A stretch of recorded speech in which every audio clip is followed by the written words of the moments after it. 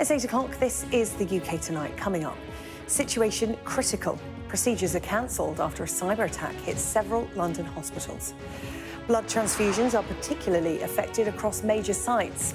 NHS officials are now working with the National Cyber Security Centre to establish what work can be carried out safely. Also tonight, mixed emotions for the D-Day veterans as they set sail for Normandy. A Royal Navy patrol and a flypast from the RAF honours the D-Day heroes as they cross from Portsmouth to France for 80th anniversary commemorations. Shaking things up, Nigel Farage is attacked during his campaign launch as Sunak and Starmer gear up for the first TV debate of this election. And why the warmer winter could leave a sting in its tail as Asian hornets show signs of making themselves at home here in the UK. All that's come and much more on the UK Tonight.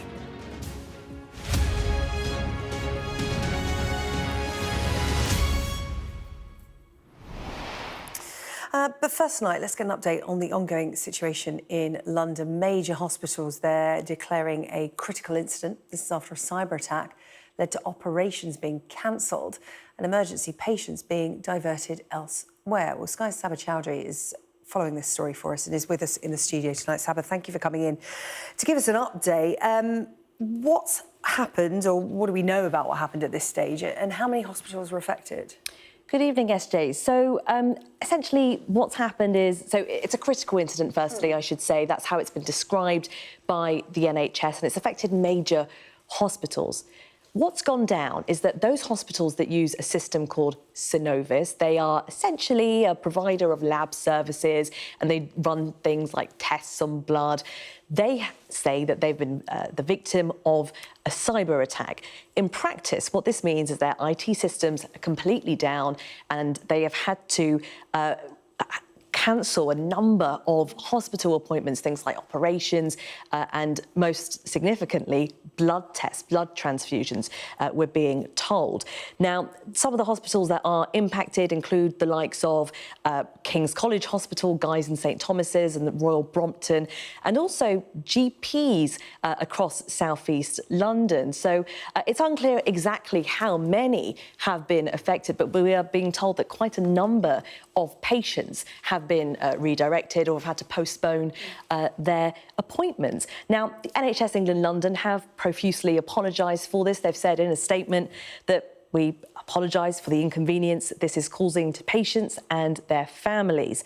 Emergency care continues to be available, so patients should access services in the normal way by dialing 999 in an emergency and otherwise using 111, and patients should continue to attend appointments unless they're told otherwise. So really providing a sense of calm to their patients. Now, they're unsure how exactly this happened. They are looking into this. That's Synovis, the company at the heart of this. They're saying it's early days, but they're IT experts, and IT experts from the NHS are also working on it with the support of the government to make sure that something like this never happens again. Of course, the NHS being understandably cautious, and it's an ongoing situation. What's the advice to patients at this stage if they feel that they may be affected, if they have something like a procedure that may involve a blood transfusion coming up in the next few days? So just to get in contact with their local provider and to assume that everything is going on as normal unless they are told otherwise. OK, Sabah, great stuff. Thank you, Sarah Chowdhury there with the latest on that developing story in London. Now, this Thursday marks 80 years since D-Day, when Allied troops attempted an invasion of unprecedented scale to attack Hitler's forces in Nazi-occupied France. It was the largest amphibious invasion ever executed, and along with the associated airborne operations, signalled the beginning of the end of World War II. Well, today, some of the last surviving veterans set sail from Portsmouth to France for the anniversary commemorations, accompanied by a Royal Navy patrol and an RAF flypast. Sky's Rhiannon Mills was with them. It was a send-off to celebrate their service. Some had only been teenagers the first time they made this journey towards hell. 5 years ago, for D-Day events, over 200 veterans were well enough to travel to France. Now, just around 30 able to have this moment with their mates. Stan Ford, one of them, thinking about the friends that he never saw again. We lost 32 of the crew that didn't make it home. And so I'm fulfilling a promise to myself of going back and paying homage. In the water and from the skies, those who now serve paid their own tribute. It's incredibly special to have people with us today to mark this really important occasion. Wow. And how much they mean to those who serve now? I think that's right. And so the Royal British Legion support the veterans we've got here today from the Second World War, but we're also supporting the armed forces community today. So younger veterans, the children of veterans. Jack Mortimer is 100, but vividly remembers what he saw on Sword Beach. Of course, the shells flying over the top and one or two snipers around we had, not near us, but everybody did what they had to do, and that was it. Signals to tell you where you're going, what to do, medical people, all on the beach there. The beach was crowded. You'll be there tomorrow. That was it. Yeah. Your emotions and events like these? I'm looking forward to going there tomorrow. There aren't as many of you on this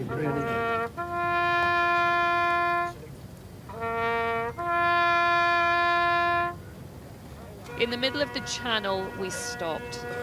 A service at sea to honour those who didn't make it to Normandy. It feels like a real privilege to share this journey with men who know themselves that this is likely to be the last time they'll be able to make this trip, and why those small acts of remembrance for their friends are so important to them. Up there, further up there. Arriving in France, 4 veterans had an important stop they wanted to make. Back to Sword Beach, now a place of peace. It is impossible to really know the memories this visit will trigger, but their generosity, sharing their stories, means we can at least make sure that we never forget. Well, let's join Rhiannon now, who is with the veterans. She's in Bayeux in northern France for us tonight. And Rhiannon, a really important but busy few days ahead for the veterans. That's right, and despite their advancing years, I think they really want to talk to as many people as possible. They want to share their stories as widely as they can. They were up incredibly early this morning, but still some of them wanted to make that the last bit of the pilgrimage, if you like, to visit Sword Beach.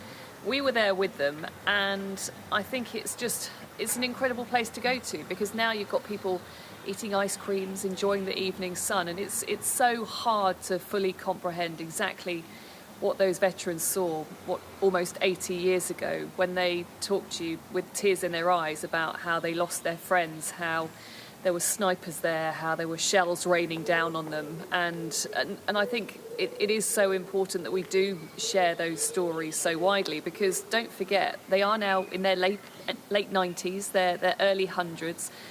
They are remarkable men to spend a bit of time with, and for them it's all about remembering their friends. So many of them, if you say to them, look, you're heroes, they will immediately bat that off, saying, no, the real heroes are those who sadly are in graves here in France, and that's what they've wanted to do, is come over to see their friends. Over the next couple of days, of course, they will be joined by members of the royal family, by important foreign dignitaries when it comes to paying their respects. And I keep being reminded about the fact that actually we're unlikely to see celebrations like this, commemorations like this around D-Day in the future, because of the advancing years of those veterans. On Thursday, I think it's quite striking that we will see Prince William meeting the important international dignitaries, and the King and Queen will spend their time largely with the veterans. I think showing all of us who are the really important people over these coming days, those incredible men who made those incredible sacrifices. Yes, they are. They really are living history. Rhiannon, thank you. Well, for all of the D-Day heroes heading over to Normandy this week, it is a pilgrimage back to a place steeped in emotions and memories, and where they left behind fallen friends. Ahead of the 80th anniversary commemorations, I spoke to veteran Ken Hay, who served in the 43rd Essex Regiment. He landed on the beaches of Normandy 80 years ago and only a few days later was captured as a prisoner of war. During the Normandy landings, you had a successful landing and you made your way onto a bitterly contested area known as Hill 112. What was that like? Can you talk us through what you and your regiment were having to face when you landed? Rommel said, whoever holds 112 holds Normandy. And if you go up there, you can see for miles in all directions. So you would see tank movements, you would see troop movements and so on. That's why 112 was so important. And our divs, the 43rd Div, were given the job of capturing it. We were out on, I didn't even get onto Hill 112. That battle started on the 10th, on the Monday, but on the Friday night we went out on a night patrol to do a job, our platoon, and that's the point where I got captured. You were captured I by was the captured. Nazis. You were taken to Poland and put to work in a coal mine, and the Russian troops were approaching. The prisoners of war by the Nazis were then marched out, told that you're going to a new location. Yes. And that started what was dubbed the Long March, a 1,000-mile walk, Yes. involving you and 80,000 other prisoners. Many didn't survive this. That's right. We You saw did. bodies on the side of the road because it was bitter weather when we started, 23rd of January, and our coal mine was just out northwest of Katowice, and we marched the first day all day and all night, and we were slipping. It's not marching as left, right, left, right. It's slipping and sliding on the snow and the ice and so on, bitterly cold. We did get to a camp where it was a sugar factory, but then they moved us out and put us in grain silos for a day. And then they said, right, we're moving next day to another. And that went on for 3 months, all but 2 days. We finished on the 20th of April. We refused to march. We went to sleep in a barn in Michaelsneukölln, as it turned out to be. We didn't know, it was just in a wood, a forest. At night, we could hear gunfire way to the west, and the odd machine gun. And we knew that it had to be Brits or Americans.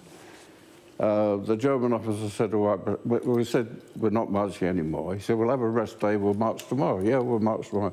But that night, the stuff was much closer, and he recognised that the Krieg was war was finished. And so we waited, that was Friday or Saturday, and on the Sunday, 2 American tanks turned up. Yeah, you were liberated by the US troops. Can you describe that moment to us after what you'd been through? Can I recall that moment? Yeah. Very much so, because somebody yelled out. We were up in the barns again. I think it was a lovely day, and it was the 22nd of April, a Sunday, and somebody yelled out, "Here's some tanks." So they all went running. I was on a walking stick at the time, so I went limping on behind. They were throwing out packets of cigarettes and bars of chocolate and so on. And I think one sort of took pity on Tiny Tim coming on behind, as it were, because he went like that, and he reached in, and it was a packet about that size, and he just threw it, and I caught it, and it said Wrigley's. And I thought, just my luck. I'm starving, and all I get is bloody chewing gum. I opened it up and reached in and pulled something out and stuffed it in my mouth, not really looking. And it wasn't chewing gum, it was chewing tobacco. I have never tasted anything so foul in my life. You talk now to children in schools. Why is it so important for you to share your stories with them? Well, somebody coined a phrase, living history, and we are it, and we're a dying breed, of course. We're all in the queue, and we're up the front of this queue.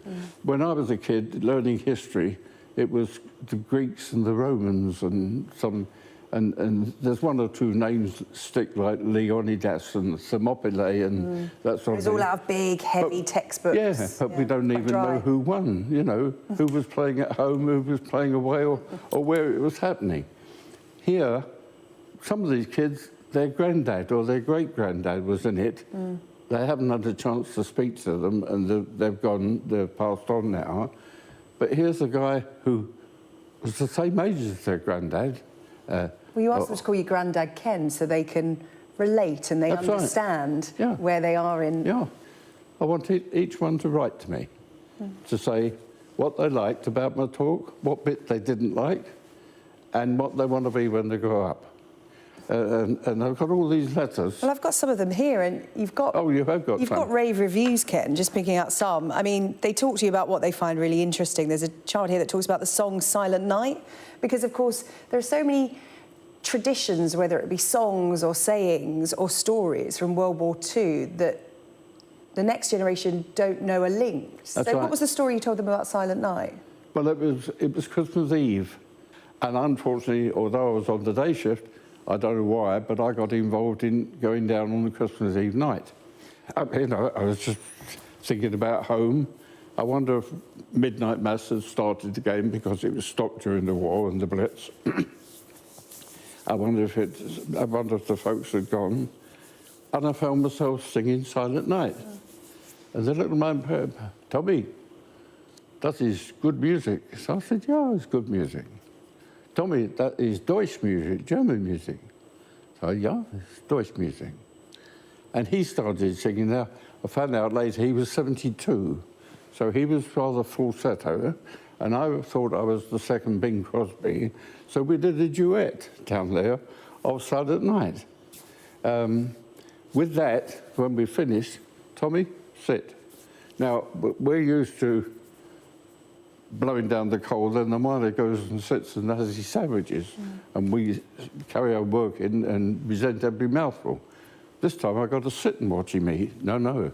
He came out with his, they cut the bread through that way. He had two long sandwiches and he gave me one. Later then when we finished the shift, we went to sleep.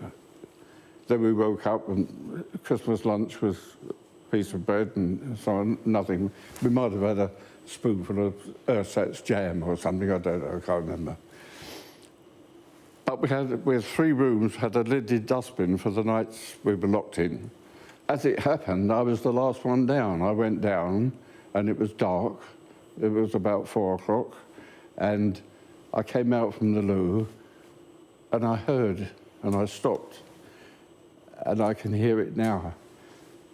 Away in the miners' hall, children's voices singing, and it had to be Silent Night or Stille Night, Heilige Nacht, as they have it. And I just stood there and thought about home. And I have to confess, I stood there and cried. Because we were leaving shore, then we'd never get home, you know. And it was a long way away. And just finally, because our time together is coming to a close, Ken, and I've loved talking to you, but one of the letters from a little boy called Ewan, who you spoke to, said he was incredibly heartwarmed by your poem and your experience in the war. It was amazing to hear you read the poem. It made me feel calm, peaceful, and proud of everything you have done for us. I wonder if, just to close out our conversation together, Ken, you would mind reading some of that poem, and it's an extract from a poem that you've written called As I Look Back, and it particularly plays to your effort in maintaining the memorials to those that we lost in the war. Yeah, well, I'm very, very keen on the memorial because, and now having this education centre so that the children can visit and so on. Because if you have the contact with children like I've had going to schools, you can see what it means to them. And I do hope that they rustle up the funds in England to get over there and see them. This poem was written eventually to be given, and I did deliver it in Bayeux Cemetery. And just one verse of it says, "With memories I come each year, and often shed a tear, to understand that I came home to live another year. I still can see each passing day the friends I left behind, the price they paid, I nearly paid, is clearly brought to mind." Well, a big thank you to Ken for our conversation. Ken Hay there, who went to Normandy this morning with the other veterans, and I know that because I saw him on the telly. I saw him there on the big cruise ship watching all the boats that were following them. So thank you to Ken Hay. We'll have coverage of the 80th anniversary of D-Day on Thursday here on Sky News. Now, in less than an hour, Rishi Sunak and Sir Keir Starmer will be going head-to-head in the first televised debate of this election campaign. The Conservatives have spent the day outlining their plans to place an annual cap on work visas, while Labour have been nailing down who will run in each seat, with Diane Abbott confirmed as the candidate for Hackney North and Stoke Newington. But it is the Reform UK leader, Nigel Farage, who has been the centre of attention today, but not for the reason that he may have wanted. Our political correspondent Rob Powell has the story. A campaign launch that was always likely to be eventful. 2 people were arrested after Nigel Farage had a milkshake thrown over him while leaving a pub in Clacton. Earlier, parts of the East Coast resort ground to a halt as the Reform leader began his campaign to become the local MP. The Conservatives have betrayed that trust. They've opened up the borders to mass immigration like we've never seen before. Hundreds of people crowded near to the pier in the town often known as the birthplace of Brexit. He's not a racist. Yes, he is. The controversial politician bringing debate and division to the Essex seaside. We're entitled to... I'm not being rude or nothing, so you're all for mass immigration. Campaigning further south in Kent, the Home Secretary visibly trying to address those concerns. James Cleverly proposing a migration cap that would see MPs vote on the number of work and family visas that could be issued each year. The Tories have broken so many promises to bring down migration. Why on earth should voters believe you now?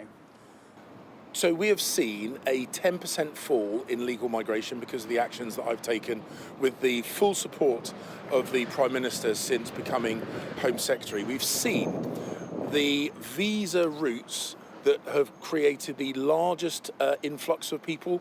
Those applications are down by 25% because of the action that we have taken. But with electoral threats on all sides, will that be enough?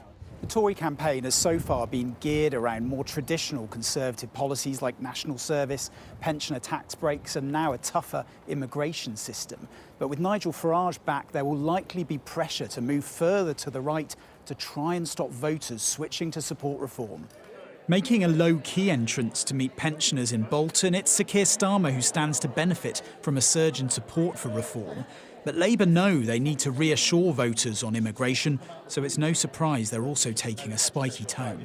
We need a skills strategy in this country so we don't have to have so many people arriving on work visas, and we have to hammer down on bad bosses who aren't complying with Labour standards, and we would ban them from recruiting people from abroad. Thanks, Nigel. We've seen this one before. A decade after Nigel Farage's old party took Clacton in a by-election, many of the issues concerning voters here haven't changed, and neither has this man's ability to draw a crowd. Rob Powell, Sky News. And here is a list of the candidates that have declared so far in that Clacton constituency. One will be sure to be watching on election night. Well, let's bring in our chief political correspondent, John Craig. He's in the spin room in Salford, where that First Leaders debate is due to kick off in just under an hour now. John, what's been happening there today in the rehearsals and the build-up? Well, in the rehearsals, of course, the 2 leaders have been put through their paces over the last 3 days, really, Sunday, Monday and today, Tuesday. For example, Rishi Sunak has been rehearsing with Oliver Dowden, the Deputy Prime Minister, playing Sir Keir. Sir Keir, meanwhile, has been rehearsing with one of his backroom team, a man called Tom Webb, who's a policy guru, playing Rishi Sunak. And they've been obviously firing difficult questions at them. So, for example, tonight, in 40 minutes or so, when it all gets underway, Sir Keir will attempt to tackle the Prime Minister on the state of the economy, the National Health Service, issues issues that he thinks are strong ones for Labour. No doubt Rishi Sunak will want to tackle him on immigration, defence potentially, what the Tories call flip-flopping by the Labour leader. We're likely perhaps to see some insults hurled at Sir Keir. Sir Flip-Flop, Sir Softy on crime and immigration, and so on. And also perhaps some attacks on Sir Keir's record when he was Director of Public Prosecutions, going back a few years before he was an MP. But Labour are talking about Tories' uncosted policies. I think we'll probably hear a lot about both sides attacking the other for uncosted proposals and like increasing defence spending and so on. It's the sort of arguments, I guess, we hear at Prime Minister's Questions, but this, of course, is before a TV audience. As you can see, the spin room is buzzing. Just behind me, the Health Secretary, Victoria Atkinson, is spinning furiously. We heard Jonathan Ashworth for Labour a short time ago giving a very noisy briefing to journalists earlier on. I should just tell you, actually, there's another poll out tonight by Survation, very similar to the one we reported on last night, showing a very, very big Labour lead. So Rishi Sunak is the underdog, and the consensus here is that he's got to take the gloves off and come out fighting and try and land some blows on the Labour leader. OK, John, thank you very much. That leaders' debate gets underway at 9 o'clock. John Craig will bring you all the reaction to it throughout the evening and into the night here on Sky News. Still to come on the UK Tonight, though. The 3 newborn siblings abandoned on the streets of London over several years by the same parents. Also ahead, concerns about the dangers Asian hornets are causing to UK honeybees. And the runaway horses back on a more stable footing. We'll have the details for you.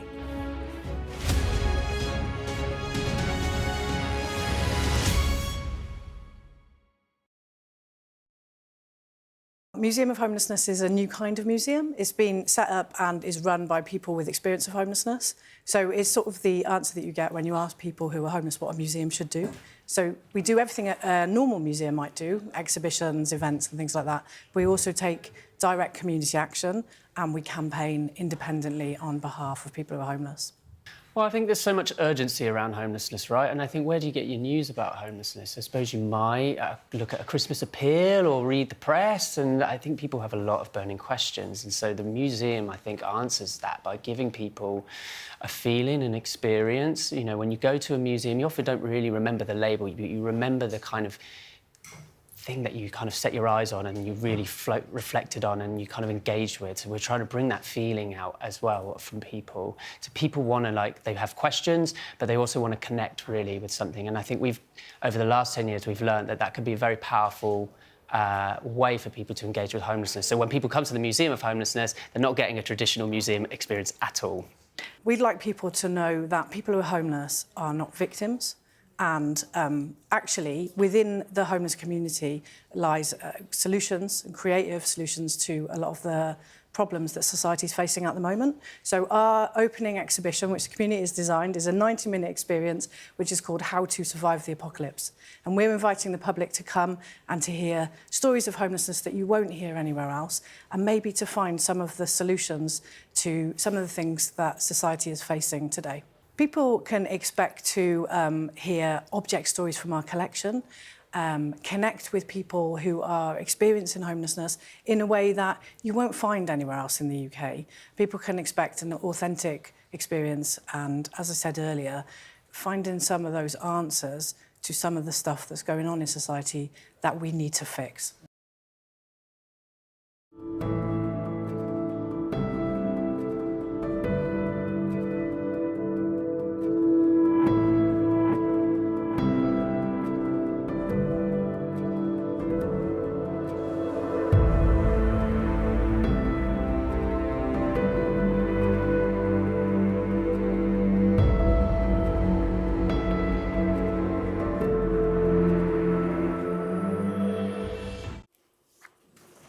A newborn baby who was found abandoned in a shopping bag in sub-zero temperatures in East London back in January has 2 siblings who were found under similar circumstances. Well, DNA testing has confirmed that baby Elsa, as she was named, is related to 2 other babies who were found in 2017 and 2019. Well, what does the future hold for baby Elsa and her siblings? Let's bring in Barnardo's Head of Fostering and Adoption, Brenda Farrell. Brenda, really good of you to join us on the UK Tonight, because this is a story that has really captured the public's attention. It is an extraordinary story and, fortunately, a rare one. Good evening. It's a desperately sad situation. And as you say, thankfully, it's very rare for babies to be abandoned in the UK. And in this scenario, obviously, local authorities will intervene to take care of the baby. And it's likely that while care proceedings and the search for the parents are taking place, the baby will be placed with foster parents. The details were released by the family court that baby Elsa, as she was named at the time, had two siblings abandoned under similar circumstances. It's very rare for the family court to give those kind of details. Why did they decide to do that?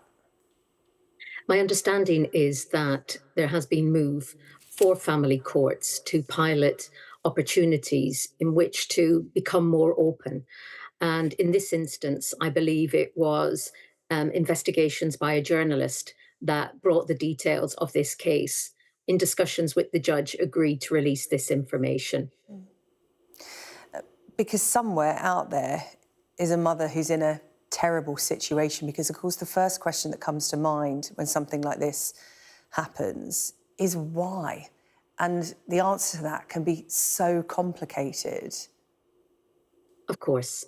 At any one point in the UK, we have over 100,000 children in care, and 2/3 of those are in foster care.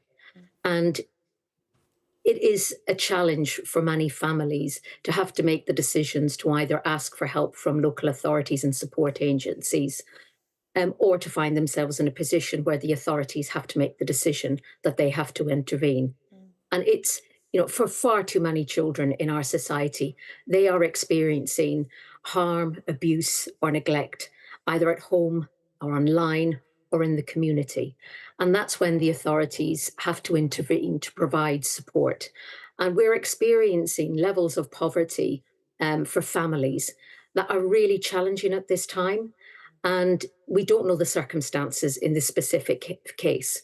And one would assume that with time, we'll become clearer of the circumstances. But as you say, it's the desperation of parents to have to find themselves in that position is difficult. And charities like Barnardo's, who work in prevention with families alongside local authorities, and in this case, where the authority have had to make the decision to provide a safe and secure and loving environment, that's where foster care is so important. And from my role within Barnardo's, we're seeing a crisis at this time. We don't have enough members of the public considering fostering. And in these scenarios where children can't remain with their birth families, it's so important that we can provide them with loving, stable, secure family environments that help them deal with that trauma that they may experience, not being able to live with their birth families. Brenda, many people will be wondering what will happen to baby Elsa and her siblings. Of course, they'll all be so small. And as you said, wherever possible, you want to keep a child with their blood family, with their siblings if they have to go into foster care or be adopted. What happens to these three very young children? As you say, this individual case will be going through care proceedings, so I'm not party to the specifics. But I do know that when children do come into care, all of the agencies involved, including Barnardo's, always move to keep siblings together where at all possible.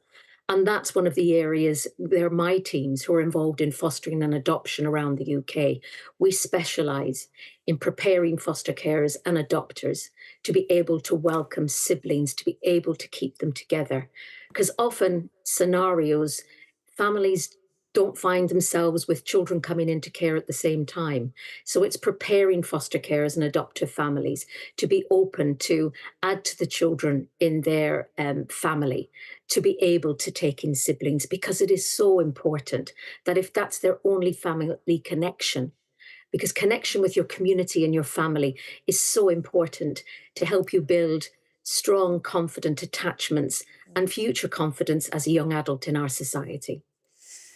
Brenda Farrell, really appreciate your time on the UK Tonight. Brenda Farrell, there, Head of Fostering and Adoption at Barnardo's. Thank you. Thank you. So to come on the programme, a complete write-off why fewer children are putting pen to paper as a hobby.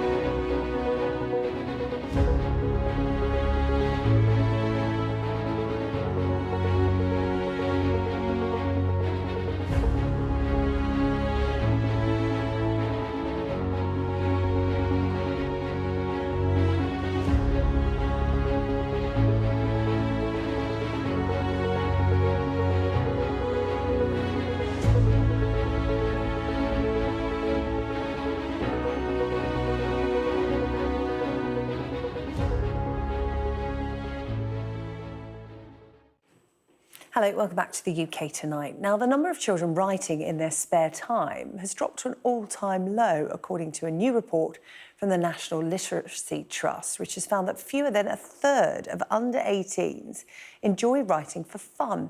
The charity is warning that the dwindling popularity of the hobby is reaching a crisis point. They're calling on the Department for Education to place a greater emphasis on its importance as a subject. So why are less and less children writing these days? Well, 11-year-old writer Sarah Kitto joins us now. She's already published 4 books. She's appeared on the UK Tonight before. She's a familiar face to you. And also, alongside Sarah, children's author Gabrielle Kent. Good evening to you both. Gabrielle, I'll come to you first if I can. Why are children not writing for fun anymore? It's a difficult one to answer. I think there's a lot of factors coming into play, but I do think the current curriculum can sap the enjoyment out of writing to an extent, as it's so focused on process rather than creativity. And there are teachers out there who are doing an absolutely wonderful job, but I see them on Twitter getting quite stressed at the level of grammar they need to teach and assess while still fostering a love of reading and writing in the children. And I think with the huge amount that the children have to learn and retain, it can be difficult for them to be creative while bearing so much of that technical side in mind. I know I get nervous when I'm in classrooms and I see posters about fronted adverbials and prepositions. So even as a published author, I see what children are learning in school, and it does make me nervous. Yeah, more technical than creative. Sarah, you're listening in there. Does that sound a little bit like what's happening in schools at the moment? It's a bit too technical. There's no fun when it comes to writing. Where's the creativity? Yes, I do think that's the case, because nowadays there's, instead of younger kids reading and writing as a hobby, what they do now is they go more on technology. For example, phones, laptops, and like, even though there's lots of benefits that come onto that, it's not like they're even using ebooks on the technology, which they could do, but they still just don't, because they are distracted by other things. Yeah, by screens. I mean, Gabrielle, I'm sure that's something you hear a lot as well. I know a lot of parents that I speak to on the UK Tonight and in everyday life. Children's lives at school and in leisure time is so much on screens. Picking up a pen and a piece of paper just doesn't happen as much. How do we encourage that? It's true, but I wouldn't say screens are necessarily the enemy as well, because there's, my background is actually in video games, so I've done work kind of writing in video games myself, so I'm partly the culprit. Well, you manage both. You manage both. But there's wonderful tools like Twine, say for children who may not pick up a pen and paper and write. It's actually free software, and they can go online and create actual branching stories, so choose your own adventure kind of story games, and it's so easy to do. So there is technology like that that could actually encourage children to write that maybe don't want to sit down with a pen and paper. But I think as well, children need to see the whole range of writing careers. So, they could move into writing for video games, writing for animation and film and TV. It's, it's not necessarily, you don't have to become an author or a journalist. There's a huge range of writing careers out there. Yeah, Sarah, what tips would you give to your peers about writing? I mean, when I was younger, most people my age would get into creative writing by, making up stories for their friends or keeping a diary. And it's all about writing about what you know, isn't it? There's no subject off limits. And I know that you started writing because you couldn't see any stories for you with little girls that look like you in them. I would say the tips I would give is to just go for it, because even if you're not writing on a piece of paper, you could still go onto all these different apps to not write as in handwriting, but you could still write stories. For example, there's Words, Google Docs, all these different things you could use to write, yet people still don't do it because I feel like they choose not to. They could, but they still choose not to. Yeah. Well, thank you both for your time this evening. Sarah, I did think of you at the weekend, actually, when I watched Britain's Got Talent. Alicia Dixon, your favourite author, was on there. And I thought about your friendship that you struck up after we put you in touch here on the UK Tonight, because you're a big fan of her work. How's that friendship going? It's going well. I remember a couple weeks after we did the interview previously, I got a package from her with her new book, and it's really good so far. 5-star review from you. Oh, well, you never know. You could end up writing together one day. Keep the writing up, Sarah. Keep up the good work. Sarah and Gabrielle, really good to hear from you on the UK Tonight. Thanks for your time. Still to come on the programme. Now, you'll remember they caused chaos dashing through the streets of London. Here's that famous image now on your screen. But there is no more horsing around for these two. We'll bring you an update on them. And in the sport, Manchester City are taking legal action against the Premier League. That's according to the Times newspaper tonight. We'll find out why. And at 9, we're live in Delhi with reaction and analysis to election results in the world's biggest democracy, India. The key question, why did Narendra Modi fail to secure an outright majority? Plus, should the UK be doing more to help vulnerable children in Gaza? We'll bring you 2 reports on the youngsters hoping to come to Britain for treatment. That's all on The World with me, Dominic Waghorn.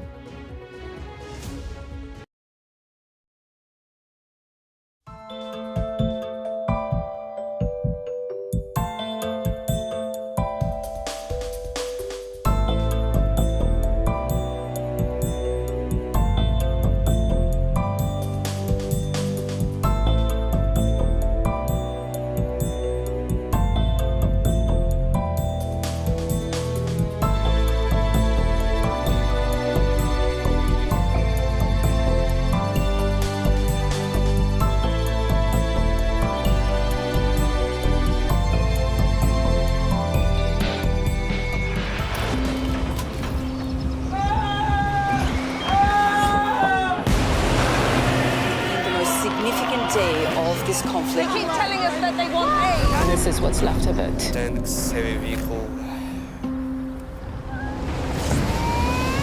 Why only in America? People want their country to work. Just want a job in a normal life. Why are these homes empty? I want you to be honest with people. That has happened within minutes. Sky News, the full story first. Free wherever you get your news. They have breached the road. There is a lot of gas being fired all around us. शांति से इनको समझाओ वरना ये हम लोग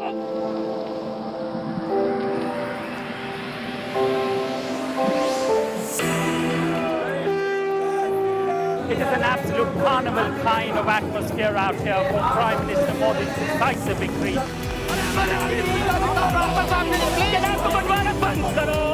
These students are defying the prohibitory orders and now they're going to be arrested.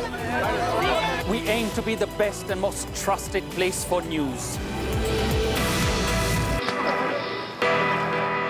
The roads have been inundated.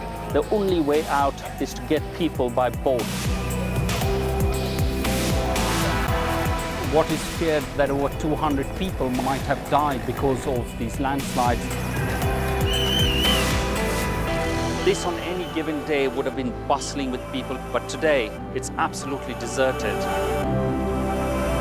This is one of the most sensitive areas of northeast Delhi where there's been clashes.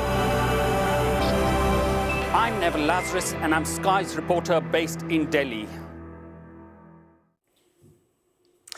Welcome back. Coming up, a warning over the rising number of Asian hornets in the UK. We'll get the view of an expert. But first, Teddy is here with the sport. Teddy, the Times today saying that Manchester City are taking legal action against the Premier League. What do we know? Big significant story, yeah, from Matt Lawton in the Times, breaking this afternoon. Kaveh Solokol's been on Sky Sports News following it up as well to underline the significance of this. Manchester City winning the Premier League title for the 4th time in a row. It's never been done in English football. But in the meantime, been revealed today in documents the Times, Matt Lawton has seen 165-page documents that the Premier League is under a legal claim from Manchester City. This was filed in February. Apparently, the other clubs were told by the Premier League in March. It revolves around associated party transactions. Sheikh Mansour, part of the Abu Dhabi ruling Nyan family, has owned City since 2009. Associated party transactions are sponsorship deals with clubs connected to the club's ownership. They are saying they are anti-competition. They've also, in these documents, revealed to say that they believe the method that the Premier League makes rules by 14 clubs of the 20 voting them in, that is the tyranny of the majority. So they're challenging the foundation of the very rules themselves in the Premier League in the context of the club facing 115 allegations of breaching the Premier League's profit and sustainability rules. A hearing held for November, but this one is scheduled to take place next week, an independent arbitration hearing beginning next Monday. So why are they doing this and why now? Well, as I say, the context there potentially is to say that if these rules and the process of making them, the Premier League clubs voting in, 14 clubs of 20 voting in, that will be a precedent that they then can challenge the legality of the charges they're facing, which they categorically deny any wrongdoing in terms of the financial fair play for that hearing in November. So the foundation and the structure of the Premier League are very much being challenged at the moment.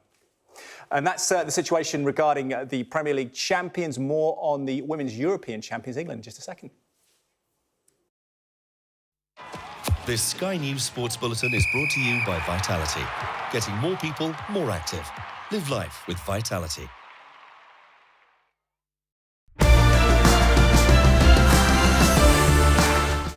Let's rewind slightly to 2018. I just wonder, ahead of that World Cup, what was the feeling like? What was the emotions like? Obviously, it was a new group in 2018. Gareth was at the start of something in terms of trying to build something. The expectation really was probably just to get out of the group. But no, we played really well in that tournament. We set a good base, a good foundation to enable us to go on this journey that we've been on. It was a great time for me, a time where probably I moved up a level in terms of playing at a top level in football. It was a brilliant tournament, and of course one that I look back at and I'm really proud of. Going into this Euros, how do you adapt to maybe that different type of pressure? Yeah, I think the pressure comes with experience of being in these big matches and done what we've done over the previous years. So of course being in a semi-final of a World Cup, a quarter-final of a World Cup, a final of the Euros, that helps. You enable you to have the mental capacity to deal with the pressures. So yeah, of course, and obviously the talented squad that we've got, many options that we have, also helps that too. And just to touch on Gareth there, you mentioned what he was trying to build at the start and what he has built since. Did he do anything specifically at the start to really bring that group together? We knew how important it was to. This Sky News Sports Bulletin is brought to you by Vitality.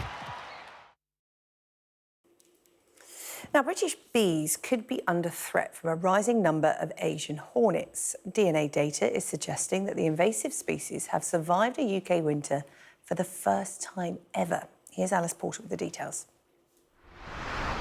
The incubation nest from a queen Asian hornet, discovered in Kent just last month. Asian hornets are responsible for 20% of bee deaths in France. They were first spotted in the UK in 2016, and their numbers are increasing. So we've got all different types of hive here. They'll hover outside the hive and wait for the bees coming back home, and they'll just grab them on the wing. They rip their heads off, they rip their tails off, and they eat the bit in the middle. Last autumn, the nearest nest that was discovered is just a few miles away. So we are on high alert. A record number of Asian hornets were spotted last year, and they appear to have survived the British winter for the first time. The worry is that more nests will be discovered in autumn, which will make it more difficult to eradicate them. Beekeepers across the country are laying traps. We put some delicious bait inside that the hornets absolutely love, and they fly in through the top here and are trapped inside. They seem to have acclimatised to the south of the UK for now. The overwintering might be because we had a very mild winter, so without that sort of severe frost, the nests are much more likely to survive. The overwintering queens are more likely to survive. But so far they seem to be very localised in Kent and Sussex, so it's not spread much further than that area. People are being urged to report sightings on the Asian Hornet Watch app. It's got yellow socks, and it has this very wide yellow stripe on its abdomen. And the other thing that it has is a very orange face. Asian hornets pose a threat to many types of insects, and we can all play a part in stopping them. Alice Porter, Sky News. Well, let's bring in Paul Hetherington from the nature conservation charity Bug Life. Paul, good evening to you. Thank you for joining us. Now, they have survived the winter. This is not good news. We were talking about them on the UK Tonight, just the back end of last year. The good news is they're no real threat to people, but it's the bees we've got to worry about. What do you think the situation is going to be over this summer in the UK when it comes to Asian hornets? It's extremely worrying because they are quite capable of overwintering. They're found up even in places like Nepal in their natural habitat, so our winters are not a barrier to them. There were a load of nests found last year, and some of them were found quite late in the year, which means new queens will have hatched and gone off and made nests. Each hornet nest could be producing a minimum of 10 queens and maybe up to 100 queens that would be overwintering. So you can see how exponentially they can spread. The individual hornets will fly 25 to 30 miles before setting up a nest. Once they set up a nest, they will operate within about a half-kilometre radius of where that nest is. But it's very, very worrying that they're here. They're in a part of the UK where we have some of our rarest bees, things like the shrill carder bee, the brown-banded carder bee. Some of their strongholds are sort of in that sort of Thames Gateway area in the sort of Kent and Essex environ, which of course is close to the area where all of those nests have been found. So they present a real threat for potential extinction of some of our rarer bees in this country, as well as a huge handicap for people who are cultivating bees for honey, and of course for people who are looking to get their crops pollinated. Yeah, I mean, I was reading today a single hornet can eat up to 50 bees a day or destroy up to 50 bees a day. How can people help? Because, you know, we know how to identify them. Alice Porter, you know, talked us through that in her report. We've seen a picture of the nest. What do people do if they spot one or find a nest? So if in doubt, report it, basically. Even if you're not 100% sure, report it. There is a hotline to report them on. You can get an app on your phone to report them. People will come out and investigate. And rather than just sort of kill one, it is better to report it, because what they really need to do is to trace the nest. An individual worker hornet being killed is not going to have any great effect. But if you can find an individual worker hornet and trace it back to where the nest is, then they can destroy the nest before new queens are incubated and able to set up more hornets in the following year. The worrying thing is that possibly the proverbial cat is out of the bag. They have now already successfully bred and overwintered in the UK. This could be very like the harlequin ladybird, the signal crayfish. It could be here to stay, or longer lasting one, the grey squirrel. Mitigate the effects then if it's here to stay and you can't get rid of them? It will be catastrophic for bee populations, for pollination within our country. There are no real predators for them over here, so they will do extremely well. Our bees are not used to them, so they will fall easy prey. And you know, our native bees are already in serious decline, and it's really, really worrying the impact that they could have on them. OK, Paul, worrying but interesting to hear from you. For those watching, keep an eye out for those Asian hornets and those nests and report them when you can. Paul Hetherington from Bug Life, thank you. Thank you. Well, just before we leave you tonight, I want to bring you this update that was released a little earlier on today. It's a story we brought you back in April. You'll remember, of course, these 2 military horses injured, bolting through central London. They and 3 others were spooked by builders who dropped rubble from a great height. Well, now the Army gave us this update today on the horses, saying they have made a remarkable recovery, with 3 of them expected to take part in the Trooping the Colour ceremony next week. This is Vida and Quaker, pictured here, resting in the countryside. The Army says they will be staying there for as long as they need before being assessed for their suitability to return to work. That's all from the UK Tonight. We'll see you tomorrow at 8.